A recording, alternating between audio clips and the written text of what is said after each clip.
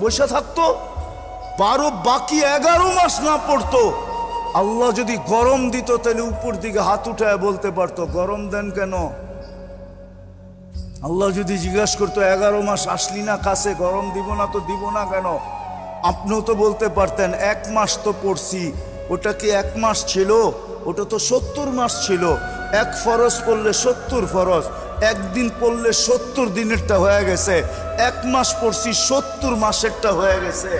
রাগ হন তো রাগ হন কেন? বাদ দিয়া দেন 11 মাস, দরকার নাই 11 মাস বাদ দেন, তারপরও তো আমার কাছে থাইকা যাবে। আল্লাহকে তো বলতে পারতো আজকে গরম দিবে না তো দিবে কি। আমি তো বলি আকাশ থেকে তো আগুন দেয় না, এটা তো শুধু নবীজির কারণে দেয় না। নবীজির সাথে অঙ্গীকার করছে আপনার উম্মতকে সমূলে ধ্বংস করব না।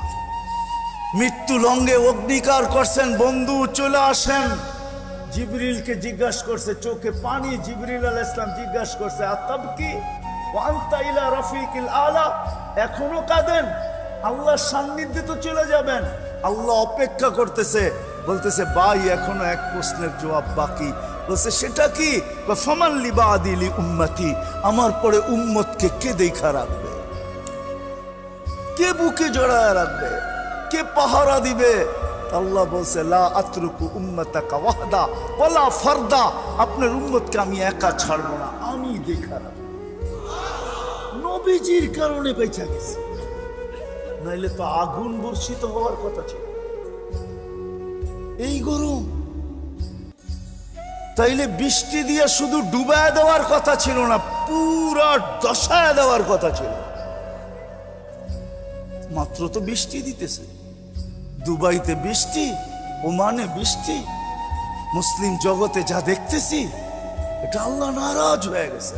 তওবা তো করলাম, আসেন আজকের থেকে অঙ্গীকার করি কমসে কম পুরা পারি আর না পারি আজকের থেকে 2-3টা কথা বলবো, শেষ। আজকের থেকে নামাজ কোনোদিন, ওয়াদা পাক্কা, হ্যাঁ সত্য। দ্বিতীয় আরেকটা কথা শেষ, আজকের থেকে হক্কানি আলেম ওলামা আল্লাহ ওয়ালাদের সাথে কি রংপুরে নাই? নাই আছে? হক্কানি আলেম ওলামা নাই? আল্লাহওয়ালা নাই? জুমাবাজার মাদ্রাসায় চলে যায়, অ্যাড্রেস দিয়ে গেলাম। এরকম মাদ্রাসা আরো আছে। হক্কানি আলেম ওলামা আল্লাহওয়ালাদের সাথে চলে। সর্বশেষ কথা, বিশেষ করে আমি শিক্ষিত বা যুবক সমাজের পায়ে হাত রেখে, তোমরা যদি চলতে না পারো কখনো আলেমদের উপরে আঙ্গুল উঠাবা?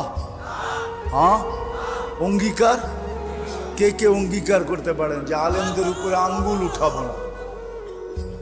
আমি দিতেছি, শেষ করতেছি, এটা এই জন্য রব্বে কাবার কসম, তুমি যদি একবার আঙ্গুল উঠাইলা, এই আঙ্গুল তোমাকে বড় যাতনা দিবে, আজকে না কালকে, কিয়ামতের মাঠে।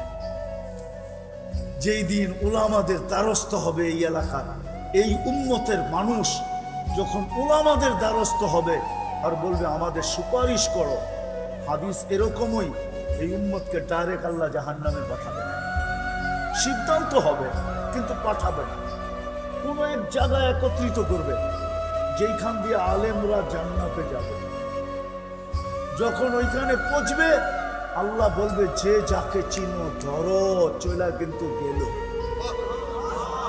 তো ধরবে আর বলবে আমি রংপুরের মানুষ, আপনি রংপুরের আলেম ছিলেন, আমি তো ফাইসা গেছি, সুপারিশ করেন না, আপনাদেরকে আল্লাহ আজকে অধিকার দিছে। কিন্তু আপনি যদি আঙ্গুল উঠায় থাকেন তো রব্বে কাবার কসম কোনদিন আপনারটা গ্রহণযোগ্য হবে না, না, না, না, না। ওই মুহূর্তেই আপনার সামনে নিয়ে আসা হবে প্রজেক্টর, আর আঙ্গুল বারবার আপনাকে দেখাবে, তুমি না আঙ্গুল দেখাইছো। চলতে যদি নাও পারেন, আঙ্গুল না দেখাইলেন, আলেমদের জোশ আসবে, আল্লাহকে বলবে জান্নাতে যাব না। কেন? সব তো রংপুরের, সব অঙ্কুরের মানুষ, অঙ্কুরের।